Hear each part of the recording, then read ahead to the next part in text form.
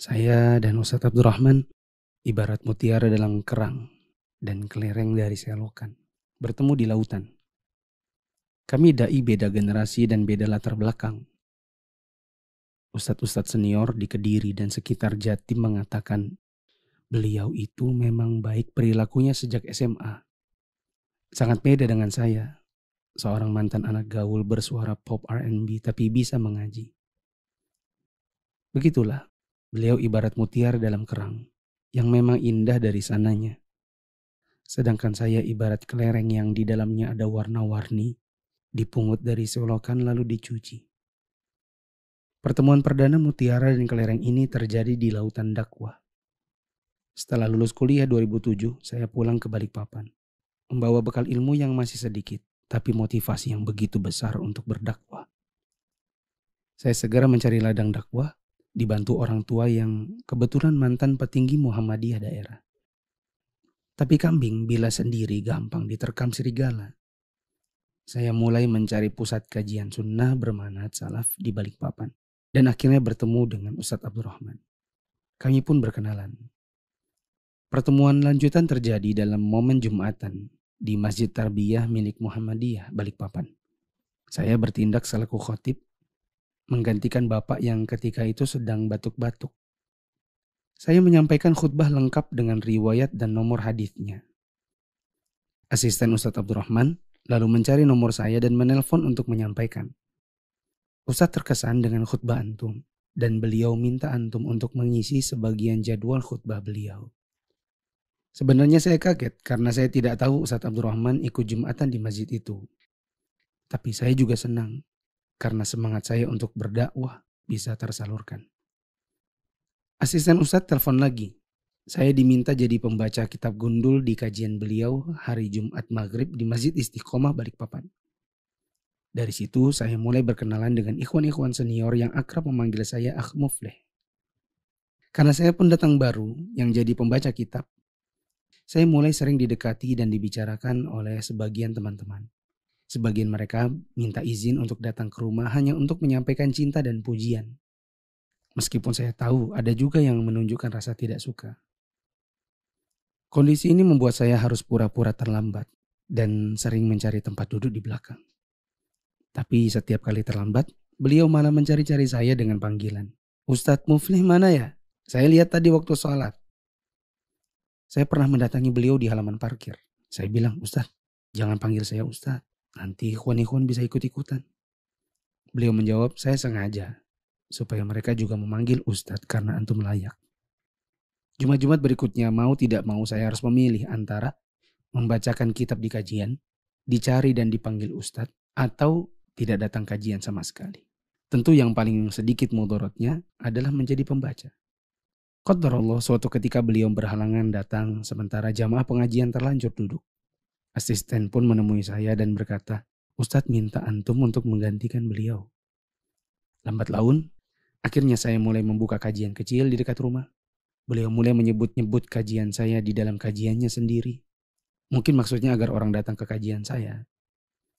Pada akhirnya saya pun mulai berkenalan dengan ustadz-ustadz lain dan ikut duduk di kajian mereka. Ustadz Nurul Azmi, Ustadz Nur Komari, Ustadz Abu Ahmad Rofi'i, dan Ustadz Abu Yaman di antara yang saya pernah duduki kajiannya. Melalui video ini saya akan ceritakan lebih lanjut tentang hubungan kami yang bagaikan mutiara dan kelereng dalam lautan dakwah. Memang perjalanan tidak selalu mulus. Ada kalanya hubungan kami juga diterpa oleh ombak-ombak kecil. Tetapi melalui video ini, kami ingin mengajak teman-teman khususnya yang ada di Balikpapan. Mari kita lanjutkan kehidupan kita kembali. Kita belajar ilmu syar'i lagi. Meskipun Ustadz Abdurrahman telah meninggalkan kita semua di sini. Ingat bahwa di dalam manhaj Ahlus Sunnah, di dalam majelis ilmu, seorang penuntut ilmu sejati tidak pernah meletakkan patokan nomor satu adalah cintanya kepada Ustadz yang membawakannya. Cinta kepada Ustadz hanya nomor sekian. Karena yang paling penting adalah cinta kepada ilmu dan kebenaran. Sehingga siapapun nanti yang menyampaikan, meskipun yang dicintai telah tiada, ilmu akan tetap dicari.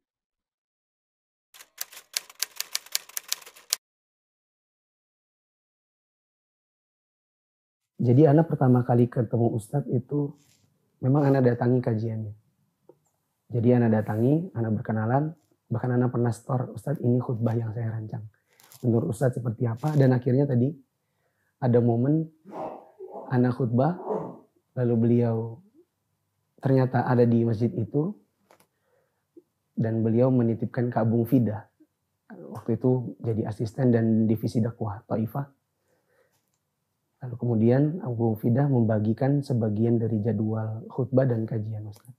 Dan Ana jadi pembaca Ustadz waktu di Istiqomah. Kalau antum bagaimana Bu Kiki?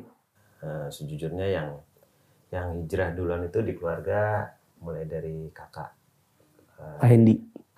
Bu Raka, Ki Hendi, dilanjut sama kakek, kami manggilnya kakek Abiana, kemudian bawa Umi, selanjutnya adek.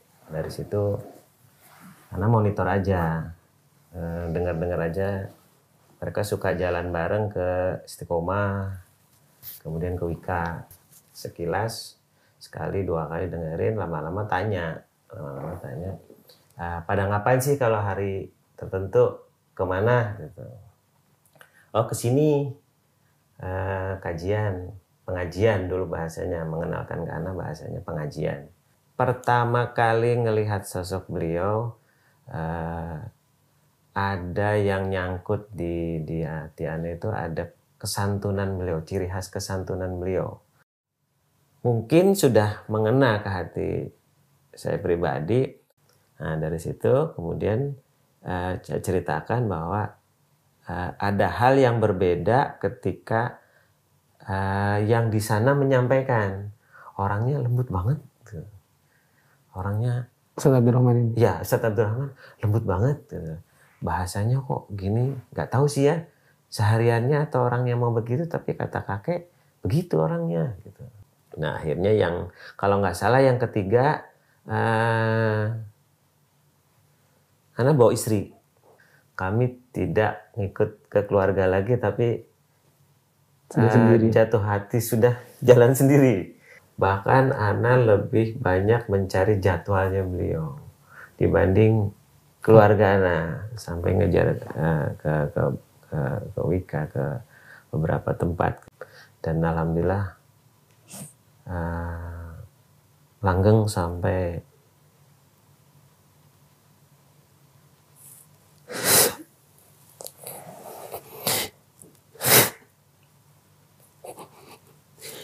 singkat menurut Ana 9 tahun.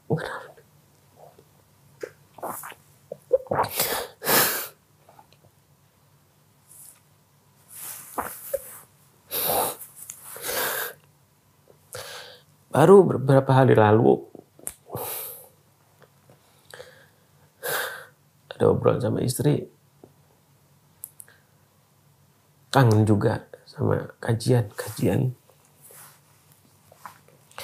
sama jadwal kajian yang ya memang tidak hanya beliau yang Ana ikutin, antum juga Ana ikutin. Semoga menjadi amal jariah untuk beliau. Ilmu-ilmu yang disampaikan kepada saya pribadi, anak, istri, keluarga, beliau meyakinkan bahwa kita tetap harus berubah. Kita harus jauh lebih baik. Bahkan 180 derajat pernah, bismillah, saya merubah core bisnis saya.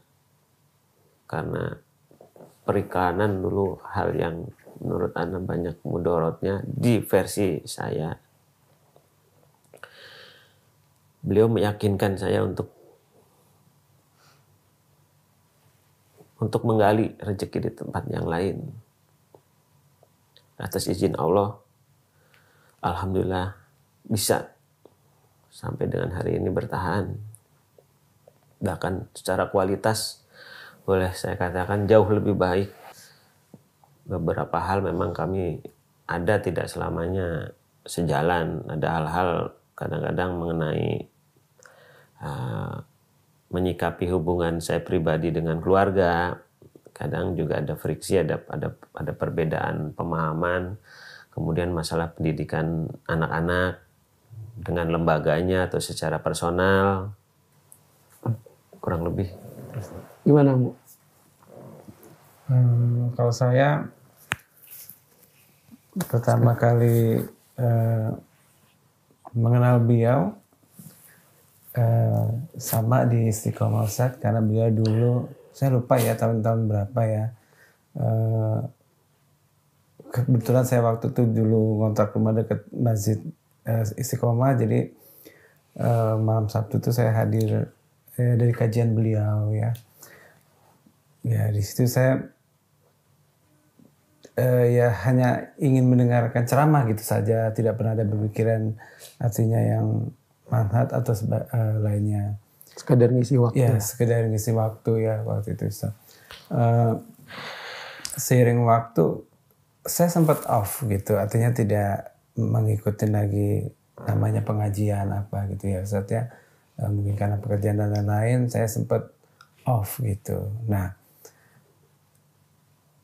suatu saat kebetulan saya sama kerja dengan sama Mas Andri ya, Budafa ya, di tahun 2000 waktu itu menyampaikan, dan beliau Mas Andri mengajak untuk beliau ada kajian waktu Ustadz Abdurrahman masih di Namiroh waktu itu ya, sehingga saya kalau nggak salah malam Ahad ya beliau rutin di situ ya, saya sering hadir, jadi saya kembali ke kajian kembali gitu Ustadz ya.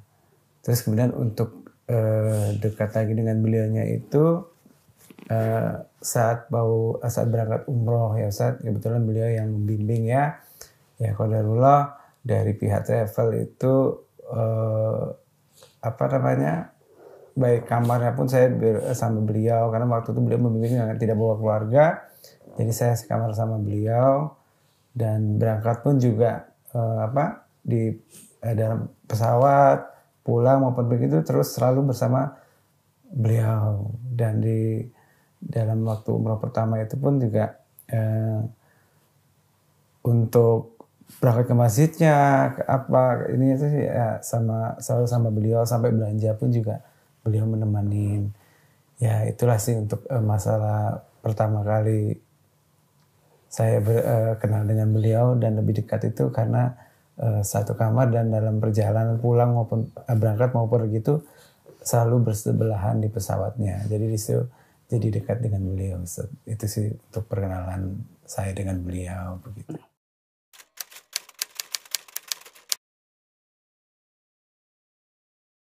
Sebelumnya ya, sebenarnya memang sudah saya mendengar kabar beliau sedang sakit ya, dan saya juga sempat menghubungi beliau pun tidak bisa, dan saya WA juga tidak terbaca, dan tidak biasanya kalau saya menghubungi ataupun WA hari itu beliau tidak bisa menjawab, hari berikutnya biasanya juga beliau ada nelpon balik begitu. Tapi ini tidak, dan saya paham dan baru dengar kabar bahwa Ustadz sakit, jadi saya tidak menghubungi lagi gitu, karena pahamlah beliau kalau sudah sakit saya tidak berani ya menghubungin atau apa gitu, saya takut mengganggu. Tapi akhirnya saya tanya ke admin beliau waktu itu, Akhir Mansa, memastikan iya beliau sedang sakit, cuma tidak tahu apakah di rumah atau di rumah sakit gitu. Nah baru besoknya lagi Akhir Mansa mengabarkan, alhamdulillah Ustadz sudah membaik, info dari keluarganya gitu. Ya saya senang gitu ya. Saya senang, oh sudah mulai membaik gitu. Dan keesokannya ya tiba-tiba karyawan sebelah saya ya juga dia mungkin ikut semacam grup yang saya kurang paham, coba dia dapat kabar baru nyampaikan ke saya, Pak ini benar nggak ya Pak ya? Apa ya? Itu saya baca informasi itu dari di share itu bahwa Ustadz Abdurrahman telah meninggal. Saya shock langsung saya. Ya sudah otomatis ya saya seperti kehilangan orang tua gitu. Saya tidak bisa menahan air mata. Ya. Dan saya kemarin juga banyak menangis. Ya. Begitu pertama kali saya mendengar itu. Ya saya seperti lemas ya. Kehilangan anggota tubuh saya, ya tidak pikir panjang lagi. Kemudian saya menanya teman-teman yang juga dekat beliau, ya Kemudian dikabarin bahwa untuk beliau akan dibawa langsung ke Masjid Al-Nasa'i. Ya, dan saya langsung berangkat ke sana Ustaz, untuk ikut sholat jenazah beliau begitu. Ya. Oke.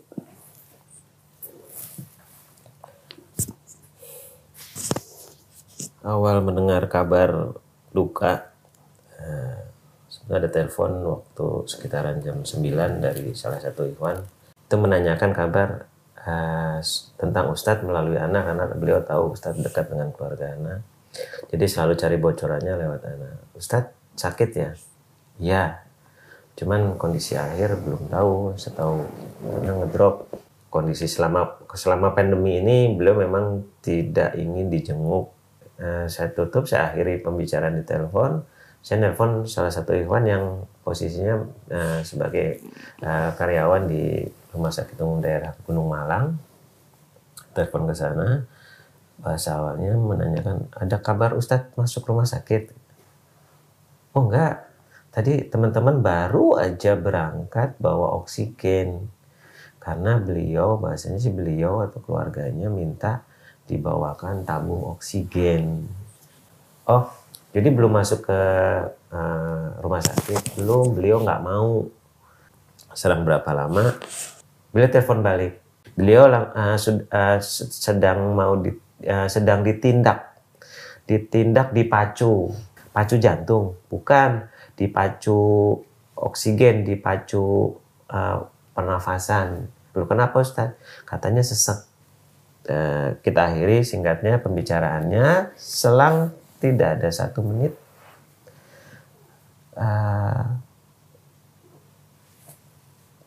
hewan kita yang di rumah sakit telepon begitu anak, halo, assalamualaikum, Ana bingung. Iya, kenapa? Ana bingung. Iya, nggak apa-apa gitu, ngomong aja. Kenapa? Anak ke situ gitu. Ustadz nggak ada. Anak setengah teriak. Apa? Gimana? Istighfar, duduk, handphone nyala. Sebelah Anak ada anak laki-laki Anak. Mendengar itu, dia memang lagi mendekat. Pas mau daring posisinya. Pak Ustadz, kenapa? Ustadz meninggal. Sudah sesenggukan, dia langsung nyungsuk ke kasur. Sini A. Karena bingung, duduk, karena terduduk lagi. Bingung mau ngapain. Kakaknya dengar, Pak kenapa? Ustadz Kak, Ustadz. Tak bisa ngucapin kalimat meninggal. Hanya sendiri cuma bilang, Ustadz. Anak-anak laki-laki, Ustadz meninggal Kak.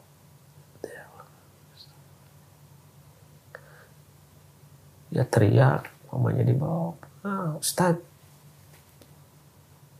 meninggal. Istri Anak teriak di bawah. Anak-anak yang perempuan lari masuk ke kamar, nangis di kamar. Anak mendengar kegiatan itu dengan tidak menoleh sama sekali. Anak bingung, telepon. Orang berikutnya Anak telepon antum. Agak tenang. Selanjutnya telepon keluarga semuanya teriak. Telepon, dioper-oper telepon, semuanya nggak percaya. Cuman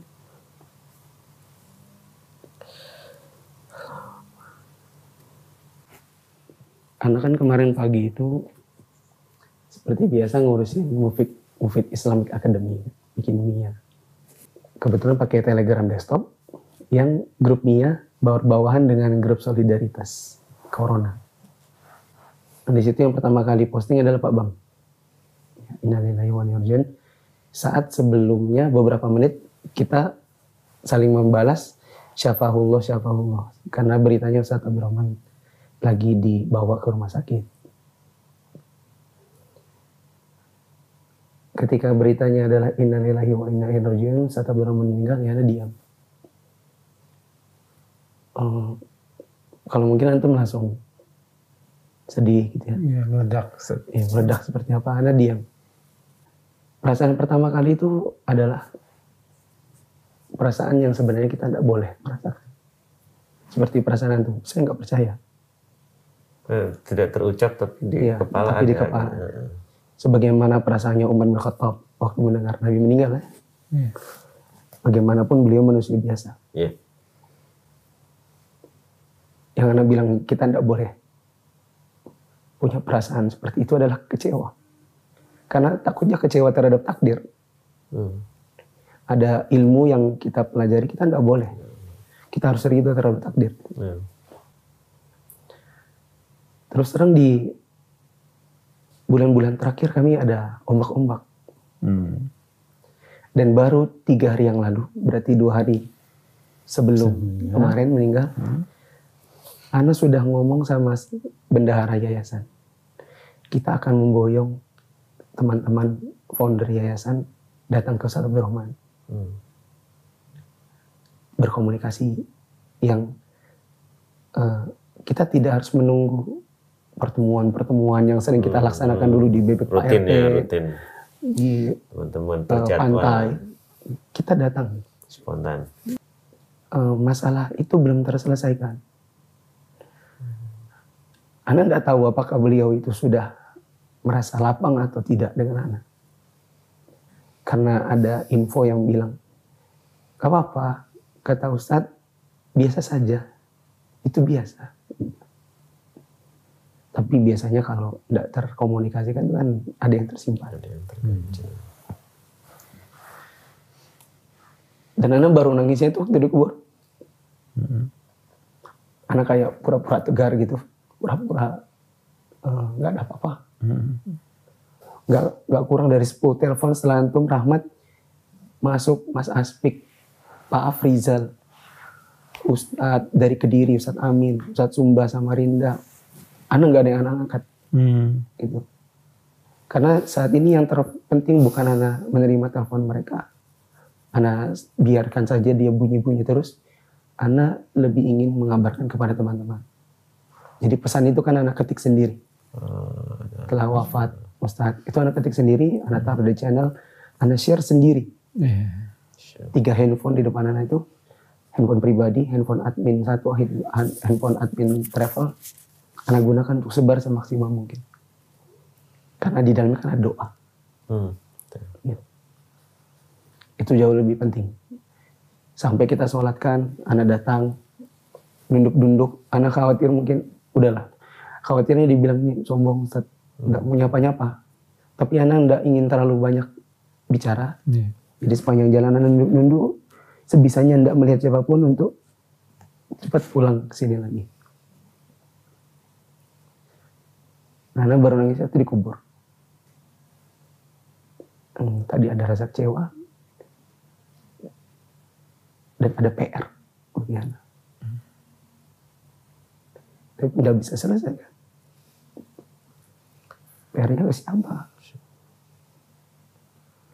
Mungkin nanti takziah sama anak-anaknya. Tapi dari situ ada satu hal. Sebelum Ana meninggal, Ana harus selesaikan banyak permasalahan. Ana langsung ingat-ingat, Ana punya utang sama siapa ya? Utang-utang sama siapa ya? Oh enggak ada, Jamat Travel semuanya sudah saya kasih tahu. Uang antum semua full ada di rekening yang ini. Enggak nakut-nakutin. Enggak ada uang Ana di situ, enggak ada uang antum di rekening Ana.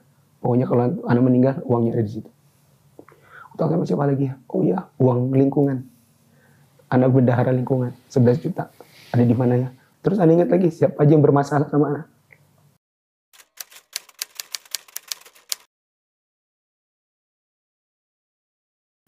Nah, 2 orang berteman kadang-kadang niatnya kan berbeda, Ustaz. Ada yang notabene berteman karena satu kepentingan, ada juga yang mungkin teman-teman yang sudah paham dengan agama, insya Allah akan meniatkan berteman karena Allah. Bertemu dan berpisahnya semua karena Allah. Dan tidak akan mulus semuanya berjalan. Sedekat apapun keluarga, hubungan keluarga pun pasti ada hal-hal yang enak nggak enak bahasanya. Kemudian kalau dari pihak antum berteman dengan beliau dengan itu nggak selamanya di posisi enak terus kan Ustaz. Pasti ada friksi, ada beda opini ya, beda pendapat lah gitu. Itu antum menyikapinya seperti apa Ustaz?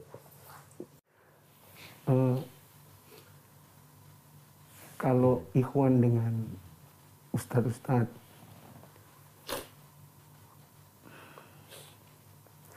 menurut anak itu sebaiknya menjaga hubungan. Tidak boleh sama ustadz bermasalah gitu. Nah kalau kita bermasalah sama ustadz, kita kalau jadi murid-murid, kalau kita musuh nih ustadz, kita dapat ilmu dari siapa kan?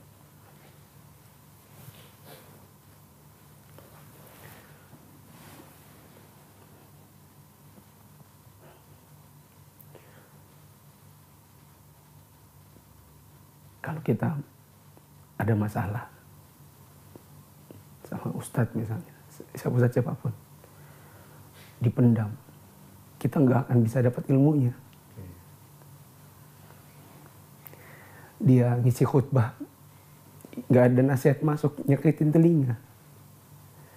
Apalagi misalnya sunnahnya khutbah adalah melihat ke khotibnya, aduh kayak ngeliat sampah. Jadi kalau antum-antum dengan Ustadz Abdurrahman harusnya dan memang insya Allah semuanya kesannya baik. Adapun kami sesama para ustadz kadang ada beda pendapat, tapi alhamdulillah insya Allah dengan melihat bahwa dakwah itu adalah amalan akhirat yang harus butuh keikhlasan, kami tidak pernah berselisih karena beda pendapatan. Ada perbedaan sedikit dalam sebagian masalah pendapat.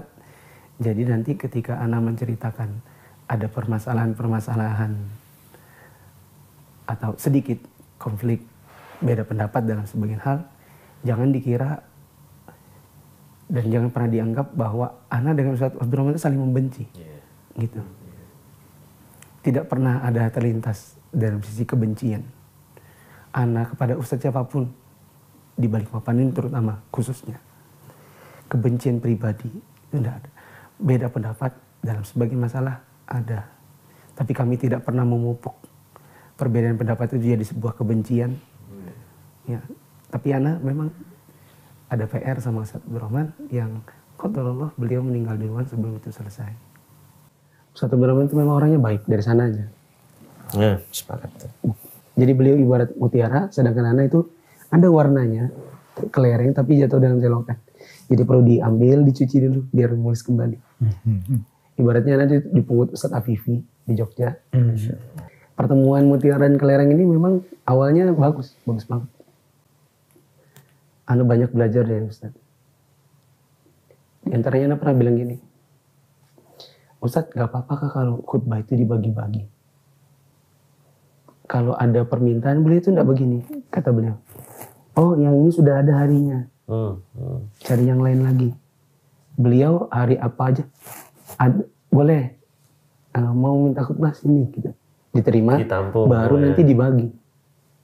Itu Ana tahunnya 2007. Jadi Ana bilang, Ana dapat khutbah dari mana? Beliau itu rupanya setiap ada permintaan, sejak ada Ana ditampung semua lalu dibagi.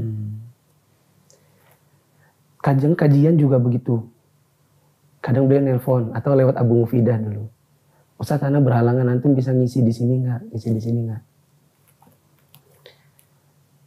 Sampai suatu ketika dari pertanyaan itu beliau menjawab begini. Dakwah itu beban. Kita itu diberi beban amanah oleh Allah untuk mendidik masyarakat. Dengan adanya antum, beban itu jadi terbagi.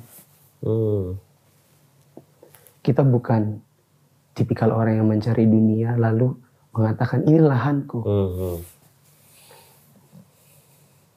Ini dakwahku di sini, ini jadwalku. Kamu cara cari yang lain. Yang ada beliau malah bagi-bagi jadwalnya. Dan hubungan kami memang ada kadang-kadang friksinya. Contoh kecil. Kami ketemu di Pasir Rit. Di Chevron. Waktu jelang Jumatan. Kira-kira 5 menit sebelum naik khutbah Jumat. Ustaz Abdurrahman datang sama kakak antum. Abu Rafka. Ana datang mungkin sama Usman. Terus saling tatap-tatapan karena sama-sama menuruni tangga. Ustaz? Ya. Ustaz khutbah ya. Tapi kayaknya Ustaz itu mungkin melihat Ana duluan. Jadi loading beliau lebih duluan dari loading Ana. Gitu. Kata beliau, oh enggak, aku yang khutbah tuh. Oh, enggak mungkin Ustaz. Ngapain Ustaz ke kantor kalau Ustaz ke mall? Kalau ini lagi khutbah di mall. Iya Ustaz lagi jalan-jalan. Enggak, jadi jalan-jalan sama Abu Rafka. Iya tapi jalannya pergi khutbah kan. Udah ini jadwal antum. Sudah ini 5 menit. Gak boleh bertengkar. Gitu. Jadi memang kami diajarkan itu bukan begini. Ini jadwalku. Gitu. Saya lebih senior. Itu tidak pernah anak kenal dari Ustaz Abdurrahman. Beliau udah orang. Antum yang khutbah. Dan satu-satunya faktor yang bikin Ana tidak bisa bilang enggak adalah karena Ana lebih muda. Seandainya Ana lebih tua mungkin Ana bisa desak antum yang khutbah. Tapi itu namanya keikhlasan. Dalam dakwah yang sifatnya partner, tidak mesti kita di depan. Ada kalanya kita di belakang dan dorong. Jadi ada friksi di antara kami, salah satunya itu. Cuman lucunya, ada ilmu dan kemauan untuk bersikap ikhlas. Kalau ada orang nontonin kami, anggaplah Bu Rafka dan Usman yang sama-sama mengantar, nonton kami, mereka tuh pasti bingung. Jauh banget dari orang-orang yang cari dunia. Gitu. Saling dorong, dan ujung-ujungnya yang muda. Satu-satunya mungkin bisa bikin anak kalah dari Ustaz adalah karena anak lebih muda. Sehingga anak nggak bisa bilang enggak. Atau anak adalah murid beliau. Anak pembaca kajian beliau dulu 2007. Dan itu kejadian kira-kira 2014. Kami pernah diberhentikan dari kajian di masjid yang setiap Sabtu malam kajian Ustaz Abdurrahman, setiap Ahad malam adalah kajian anak. Dan setiap kami ngisi kajian Sabtu dan Maghrib, Sabtu dan Ahad, kajian itu sholatnya bisa sampai tangga pun disolati. Dan ketika perubahan pengurus, kami mendapatkan surat yang sama persis, yaitu diberhentikan dari kajian. Sebenarnya kalau isunya adalah karena terlalu ramai, tapi Ana yakin bukan itu, melainkan karena pemikiran yang berbeda dengan pengurus baru. Ustaz Abdurrahman bilang, untuk antum jadwal Ana, antum ambil semua. Karena kita diberhentikan, atau dengan opsi kalau mau dibikin 2 minggu. Ustaz Abdurrahman bilang, Ustaz, antum saja ngisi di sana, supaya antum seminggu. Jadi Ana keluar, antum ambil jadwal itu. Meskipun pindah hari. Dan memang Ana bilang waktu itu tidak bisa Ustaz, Ana hari Sabtu malam itu takutnya keluar kota, malah bikin kajian yang Ana sering gak ada. Singkat kata akhirnya kami berhenti berdua. Dua-duanya berhenti. Berhenti ya milik. Tapi setelah itu ada perbedaan pendapat. Bagi Ana, yang salah bukan masjid, yang salah bukan jamaah, yang salah adalah yang berhentikan karena merasa beda pemikiran. Ustaz Abdurrahman mengatakan kepada Ana, jangan ngisi di situ lagi meskipun Jumatan. Gitu. Sedangkan kalau Ana, yang Ana berhentikan hanya kajiannya, adapun Jumatan dan ngisi tarawih tetap Ana jalankan. Dan beliau menghendaki punya pemikiran yang berbeda. Di situ ada beda pendapat. Beliau nelpon. Ya. Masalah yang lain dulu, Ana punya kajian di Regensi, dekat rumah antum. Lalu Ana diisukan memecah belah dan lain-lain. Tapi sebenarnya memecah belah itu terpecah antara yang mau istiqomah di sunnah dengan yang tidak, kan gitu aja. Kami beda pendapat lagi. Ustadz Abdurrahman bilang, Ustadz itu masjid punyanya masyarakat. Iya. Kalau ada anggota masyarakat tidak menghendaki antum mundur. Iya. Ana punya pandangan justru mayoritas dari masyarakat ikut kajian itu. Iya. Nah, ini masyarakat. Iya. Sekian yang ikut ke masjid. Dari sekian yang ke masjid, mayoritasnya ikut kajian. Mayoritas ikut kajian. Ya kan? Antum Karena lihat ada sendiri. di situ. Ustadz berpendapat tidak. Jika kita melihat masyarakat yang menolak. Jadi mundur saja. Sementara teman-teman maunya ana tetap saja. Di situ beda pendapat. Nah, dari perbedaan-perbedaan pendapat yang ada, yang akhirnya tadi ana bilang menyisakan PR. Ini hanya ana beri contoh saja sedikit dari beberapa ada yang ana tidak mungkin sebutkan. Tapi Ustadz Abdurrahman sangat bisa menjaga hingga mungkin antum-antum tidak pernah ada yang tahu di luar sana. Tidak ada yang pernah tahu misalnya, tidak ada misalnya di kajian Ustadz nyebut menyindir gitu. Ada Ustadz dai muda misalnya, maunya begini dan begitu. Kan tidak pernah ada. Justru yang ada sebaliknya. Ustadz Abdurrahman selalu, ana sering dapat cerita gitu ya. Ustadz Abdurrahman sering bilang gini, jadi antum-antum ikhwan-ikhwan, terutama yang muda-muda ini. Antum kajian Ustadz Muflih. Ya. Gitu. Anda mendengar langsung sering. Saling mempromosikan. Iya. Dan ana juga di kajian ana sering bilang, tapi ana nggak mungkin bilang begini ya. Dan antum-antum pergi kajian Ustadz Abdurrahman. Ana yang dipromosikan. Ana tidak mungkin mempromosikan diri ana ini seolah-olah promotornya Ustadz Abdurrahman. Tapi ana sering menyanjung-nyanjung beliau dalam banyak kesempatan supaya orang lari ke kajian beliau. Kami bisa saling begitu karena tadi kami saling memahami dakwah ini saling bagi dan bagi beban. Jadi kalau di tempat kami lebih sedikit dan lari ke sana dari sana lebih banyak, itu sejatinya adalah meringankan beban sendiri. Di Samarinda anak kajian, kemudian anak pernah ngomong gitu, ada loh Ustadz di Balikpapan. Ustadz Balikpapan itu suka kalau ngomong sama perempuan, ayo silakan ibu-ibu kalau ada yang mau bertanya silakan. Ya sayangku mau bertanya. Itu nggak boleh kawan. Ada Ustadz di Balikpapan seperti itu. Antum tahu Ustadz Abdurrahman? Kaget orang-orang. Antum tahu Ustadz Abdurrahman? Arman Al-Asari, Balikpapan. Nah, beliau yang negur Ustadz itu. Jadi orang-orang yang tadinya shock, terus langsung gini, Masya Allah Ustadz itu hebat banget dia berani negur Ustadz seperti itu. Akhirnya beliau Ustadz Abdurrahman juga diundang ke Samarinda, beda hari, anak harinya hari Jumat, Ustadz Abdurrahman hari Sabtu atau Ahad. Jadi teman-teman pun larian ke sana, gitu. Jadi bisa saling promosi kajian. Anak pernah ditanya tentang poligami, terus anak bilang di kajian, meskipun anak bisik-bisik tapi anak pakai mic gitu kan. Anak bilang, antum kalau tanya tentang poligami, tanya sama Ustadz Abdurrahman. Tapi anak pakai mic gitu. Maksudnya itu pelajaran dia beliau ya. Betul. Beliau itu bagaimana nyebut-nyebut anak di kajiannya, mengajak terutama yang muda-muda untuk ikut kajian anak, dan sebenarnya itu adalah cermin dari pemahaman beliau bahwa dakwah ini memang pekerjaan akhirat yang bukan kafling-kafling orang, bukan mengkafling masyarakat, ini pengikutku dan itu pengikutmu, kamu tidak boleh ambil jadwal dan masjidku. Gitu. Itu pelajaran dari beliau sehingga Anda bisa bilang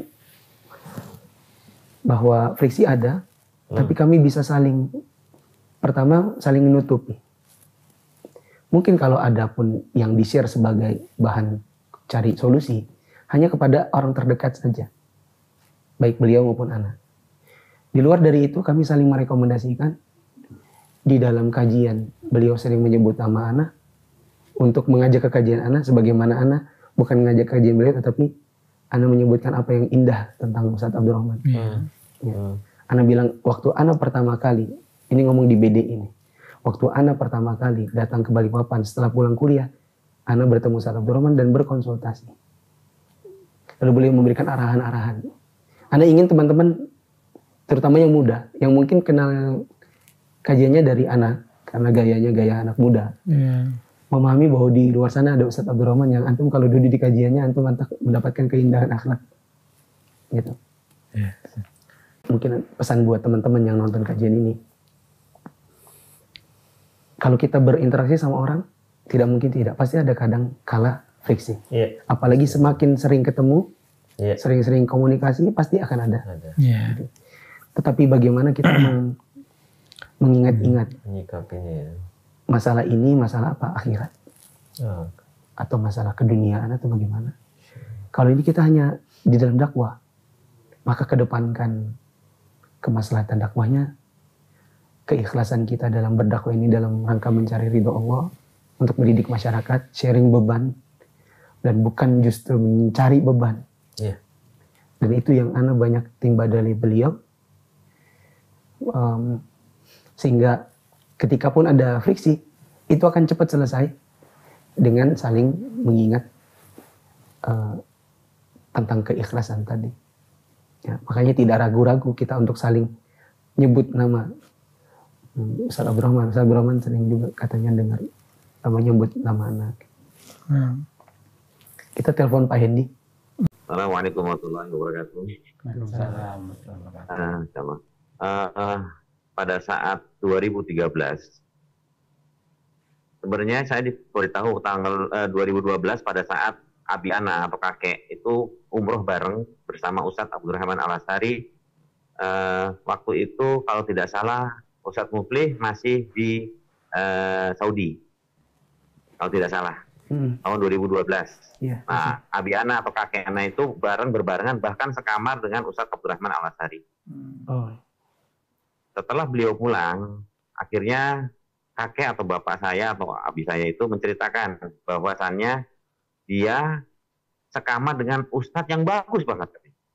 Dan itu lain dari yang lain. Ustadz yang notabene memberikan penjelasan yang sedetail mungkin terhadap umroh. Sebelumnya beliau kan sudah pergi haji dan umroh ya, dari semenjak tahun 2009. Dan baru kali ini beliau menceritakan sedetail mungkin tentang masalah ustadz yang pembimbing umrah waktu itu. Kalau tidak salah, ya itu tahun 2012. Nah, suatu ketika, waktu tidak salah sholat maghrib, ada kajiannya Ustadz Abdurrahman Al-Astari di Masjid Nasai. Saya dibawa serta oleh kakek untuk mendengarkan ceramah Ustadz Abdurrahman. Dan Masya Allah, disitulah perkenalan mulai, saya belum kenal waktu itu, dan Ustadz Abdurrahman belum kenal saya. Kemudian hari berlanjut, kemudian terjadilah perkenalan berlanjut sehingga kedekatan saya dengan Ustadz Abdurrahman bahkan dengan Mas Arif itu semakin dekat. Dan akhirnya kami sering kumpul dan dari situlah kami sering safar. Salah satu safar adalah ke Jogja. Dan wallahi pada waktu itu ana masih ahli hisab ya, masih merokok. Bahkan waktu mengantar Ustadz Syafik pun ana masih hisab, masih merokok waktu itu. Dan ana tidak bisa meninggalkan. Siapapun yang ngomong sama ana itu haram apakah apa itu tidak ada namanya masuk ke kuping ana. Suatu ketika ana safar menggunakan pesawat ke Citylink, kalau tidak salah masih ingat saya Citylink dengan Mas Arif Rahimahullah dengan Ustadz Abdurrahman. Tujuannya itu ke pondok-pondok pesantren yang ada di Jawa, termasuk Al-Irsa, termasuk Imam Bukhari, termasuk Hamalatul Quran, termasuk Jamilur Rahman. Kami keliling di sana. Tapi sebelum ini bukan momen itunya, tapi momen di mana saya berangkat pesawat pertama kali dengan Ustadz Abdurrahman dengan Mas Arif. Ada hal kejadian yang sampai sekarang itu merupakan kejadian yang luar biasa dan tidak pernah saya lupakan. Pada saat itu saya baru membeli rokok 1 bungkus dan baru saya hisap 1 batang. Rencananya untuk sampai ke turun di Jogja saya rokok dong, karena saya punya namanya juga al-hisab ya. Sesampainya di pesawat, saya berdekatan sekali bersebelahan dengan Ustadz Abdurrahman, yaitu berjejer 3 dengan Rahimullah Mas Arif. Dan saya bertanya, Ustadz, saya ini perokok dan sudah dari udah mungkin hampir 20 tahun saya perokok. Saya tahu itu ini hukumnya makruh saja. Haram sih kadang-kadang Ustadz yang ekstrim saya bilang haram, tapi saya yang tahu adalah makruh. Beliau menerangkan dengan detail, dengan dalil, dan tidak ngomong tidak langsung ini haram, ini begini, tidak. Padahal saya dekat sama beliau, tapi tidak sedekat yang saat beliau belum meninggal. Dia sampaikan dalilnya, bahwasannya ini adalah begini dan begitu. Wallahi, begitu turun Anda dari pesawat, rokok Anda buang, dan detik ini, Anda tidak merokok lagi.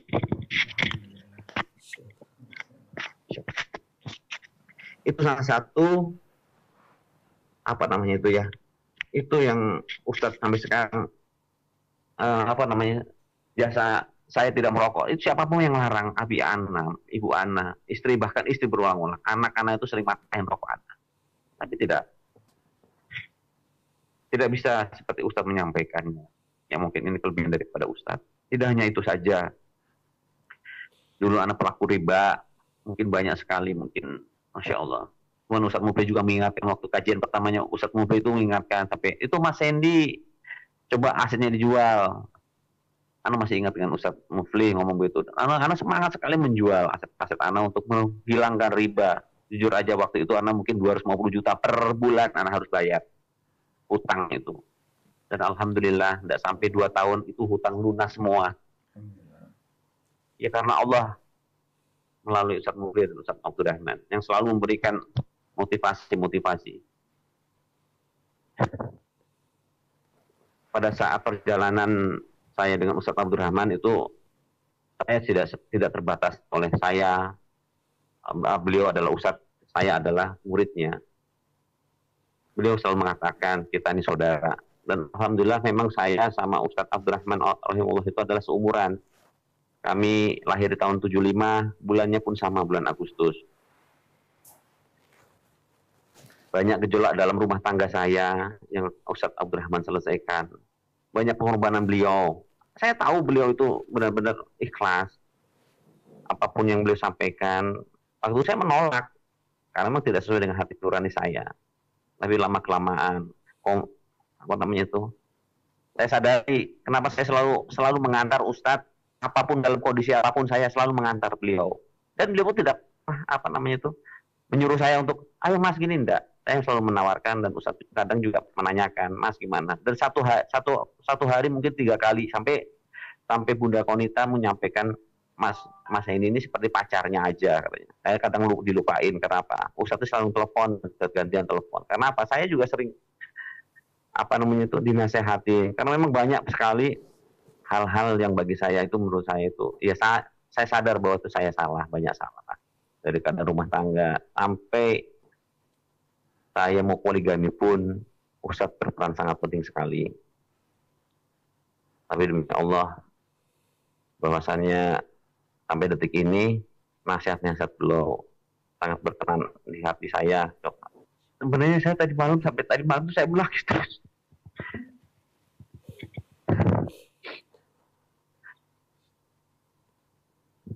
Karena tahu saya keadaan setelah kematian Ustadz ini. Ustadz merupakan tulang punggung keluarga, di mana dia punya anak 6, istri 2.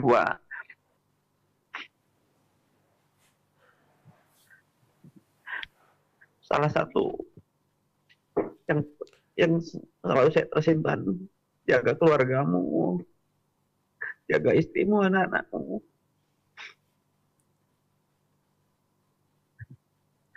Dari api neraka.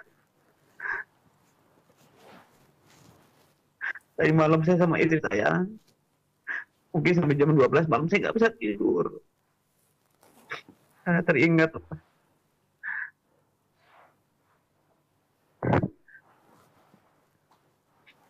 Ustadz, kalau ke Jogja saya jemput. Kadang pulang dia curi-curi pulang, nggak mau merepotkan. Beliau pernah ngomong sama anak, saya sangat kehilangan sekali dengan saya, maksudnya yang biasa kemana saya antar kajian. Subuh, asar, maghrib. Saya selalu, kalau bisa saya mendampingi, saya dampingin. Saya tahu keadaan beliau karena sakit. Saya yakin itu sakit banget. Pertama kali dioperasi saya antar tuh, waktu itu dipaksa. Waktu di rumah sakit, Balikpapan baru, beliau itu sakit. Tadinya sih nggak mau ke dokter. Tapi insya Allah, alhamdulillah, ada beberapa ikhwan, ada beberapa yang membantu. Anak tahu Ustadz itu dalam keadaan kesulitan dan kesakitan. Beliau telepon saya pas terakhir 3 hari sebelum meninggal, telepon lama, berkeluh kesah, menyampaikan tentang masalah Ummu Sulaim 2 yang insya Allah akan ada di Geria Permata Asri yang sedang sekarang direnovasi untuk Ummu Sulaim 2. Jadi intinya saya benar-benar masa kehilangan sosok seorang ustaz, seorang sahabat, seorang bapak, seorang alim yang benar-benar ya saya belum ada gantinya. Yang sewaktu-waktu mungkin 24 jam saya bisa telepon, jam 1 malam saya pernah telepon dan diangkat. Itulah masalahnya, beliau itu benar-benar tulus. Apalagi kalau ke Jawa di sini sudah nginep di rumah Ana, sudah dekat sekali lah di rumah Ibu Ana di Jawa Barat. Pokoknya sudah bukan lagi saya anggap sebagai sudah saya anggap sebagai saudara, sahabat, dan sesuatu yang istimewa bagi saya karena nasihat. Ya, beliau itu selalu mengenakan dalil-dalil yang sampaikan mengena, karena kan memang saya orang awam, jadi dalilnya disampaikan dengan secara pelan-pelan. Dan itu terus menerus diulang-ulang, dan saya kan paham namanya. Saya juga kadang lupa. Seperti dia selalu mengatakan sholat tahajud, puasa Senin Kamis, dan alhamdulillah ya salah satunya bisa saya saya sampai terlaksana sampai saat ini. Tidak ada kebahagiaan yang paling bahagia mengikuti manhaj salaf. Ketenangan saya sekarang, saya tidak seperti yang dulu. Mungkin saya bergelimang harta tiap tahun 2 kali, 3 kali menghamburkan uang yang tidak jelas, menggunakan riba dan sebagainya. Nah, sekarang ketenangan ada pada diri saya. Memang tidak ada punya materi, tapi saya punya namanya Islam yang benar-benar kafah yang beberapa Ustadz sampaikan, sehingga saya menjadikan saat sekarang ini dan keluarga saya menjadi orang-orang yang bersyukur. Pokoknya intinya orang yang pertama kali mengenalkan manhaj itu melalui Ustadz Abdurrahman Al-Asyari, melalui proses tadi dari bapak saya, kemudian Mas untuk ngasih tahu adanya Ustadz Firanda, terus ditambah Ustadz Mufli, Masya Allah Ustadz Mufli. Saya masih ingat Ustadz Mufli tiap pagi, Masya Allah waktu itu zamannya wifi masih jarang. Ustadz Mufli daripada saya duluan Ustadz Mufli waktu datang ke kantor. Saya sangat bangga banget, benar-benar saya bangga waktu itu. Jadi insya Allah barokah itu kantor karena adanya Ustadz Mufli di situ. Ini Satu aja pelajaran terbesar dari Ustadz.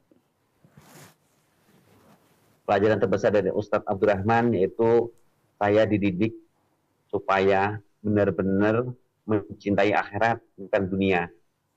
Makanya apapun yang saya punya, saya miliki, kalau itu hilang ya sudah hilang. Saya nggak pernah mikirkan yang lalu.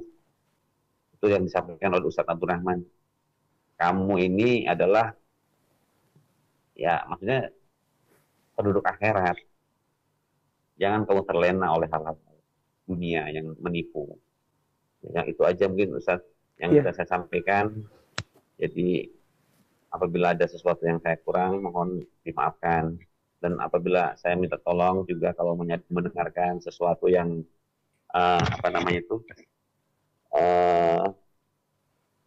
Ustadz salah dalam bersikap, berindak atau berbicara, mohon maaf. Saya sebagai sahabat, sebagai keluarga, maupun sebagai adik dari Ustadz Abdurrahman menyampaikan mohon maaf yang sebesar-besarnya apabila beliau dalam bertutur kata, bertindak, bersikap maupun dalam hal apapun, dalam kesalahan yang tidak disengaja maupun disengaja, mohon maaf yang sebesar-besarnya.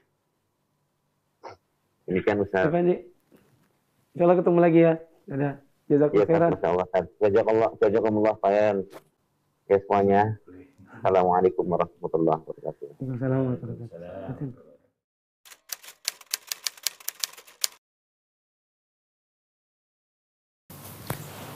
Pengalaman yang bisa Anda petik dari mengenal sosok seorang Ustadz Abdurrahman Al-Asyari rahimahullah.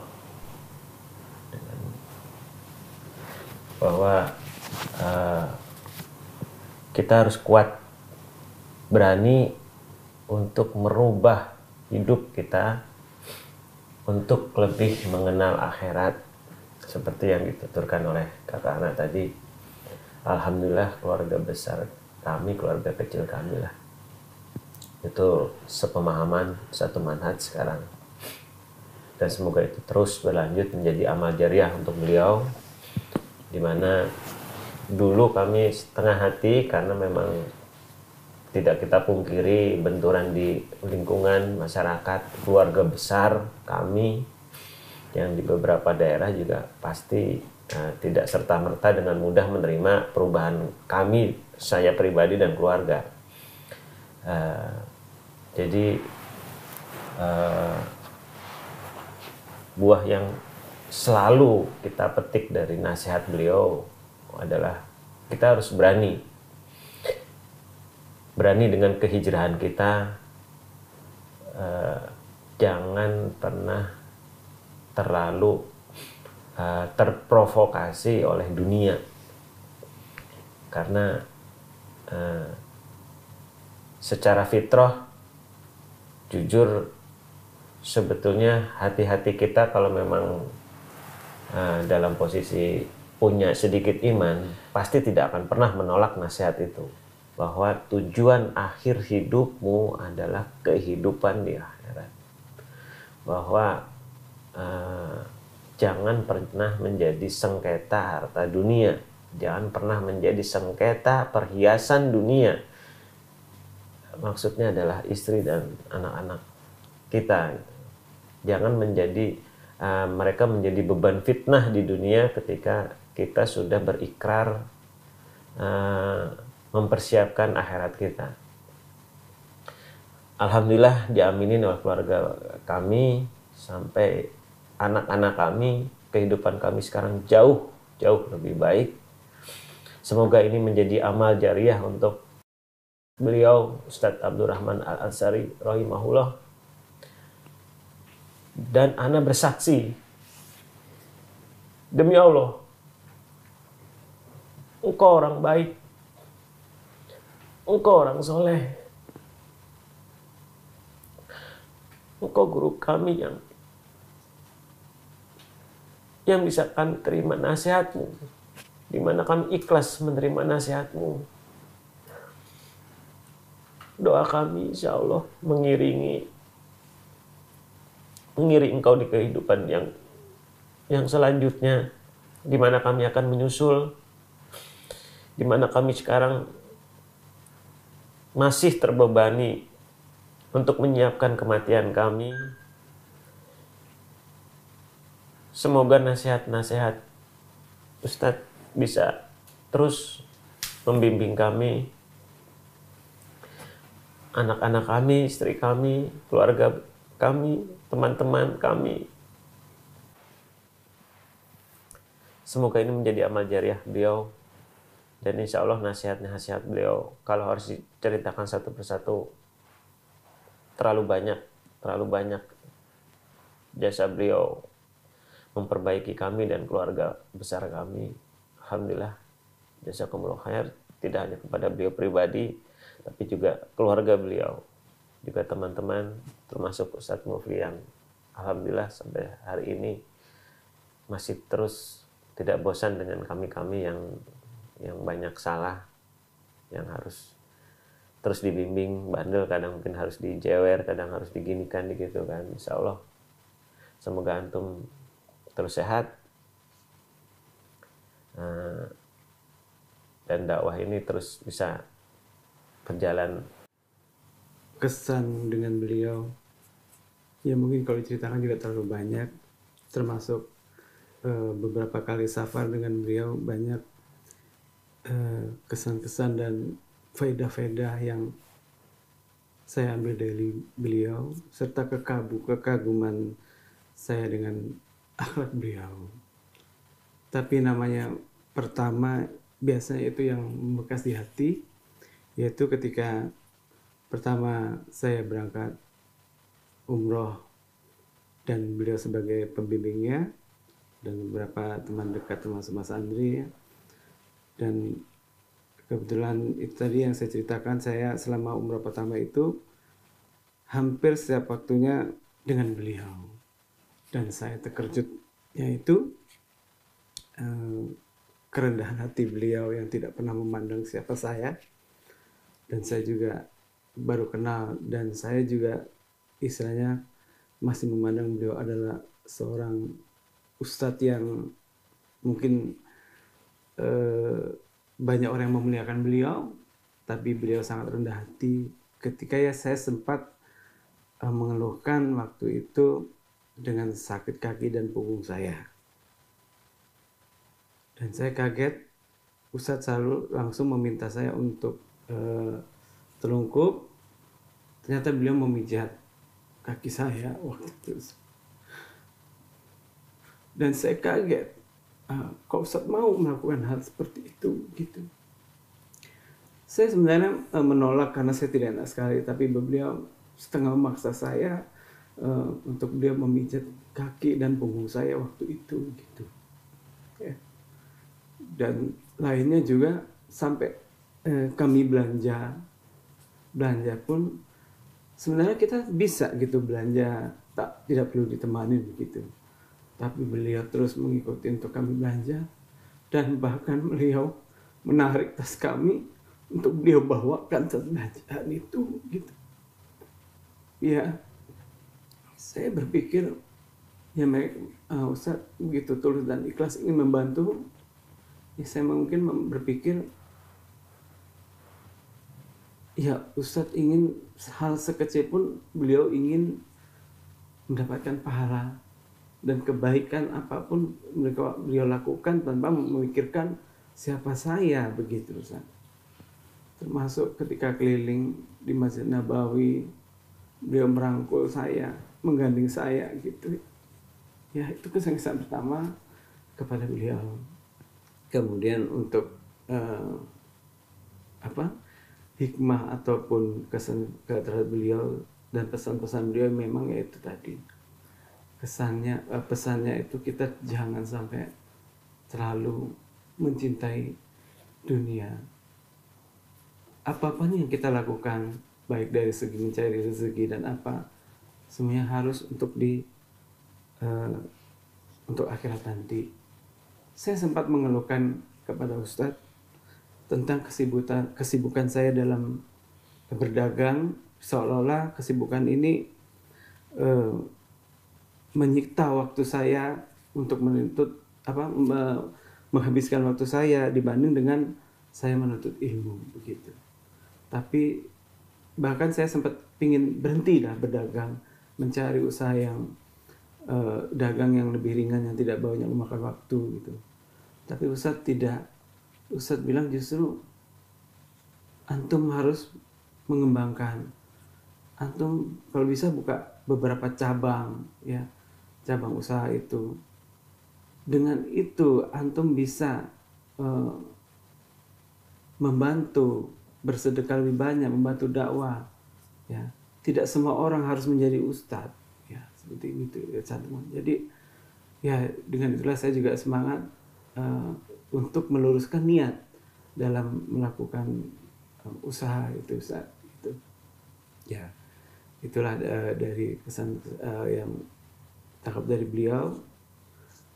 Dan setelah beliau meninggal ini Ustaz, Anda merasakan rindu yang mendalam.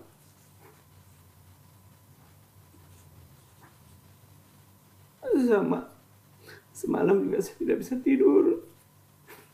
Saya rindu yang mendalam. Semoga kita semua kelak dikumpulkan dengan beliau dan semoga bersama Nabi Muhammad SAW. Itu saja Ustaz. Semoga kita berkumpul kembali. Demikian Ustaz. Terakhir kalau dari anak, yang anak bilang tadi ibarat mutiara di kelereng. Ustadz Abdurrahman itu meninggalkan standar yang terlalu besar buat anak. Standar untuk jadi orang yang bisa jadi teladan. standar untuk membangun dakwah yang betul-betul dibangun dengan keikhlasan.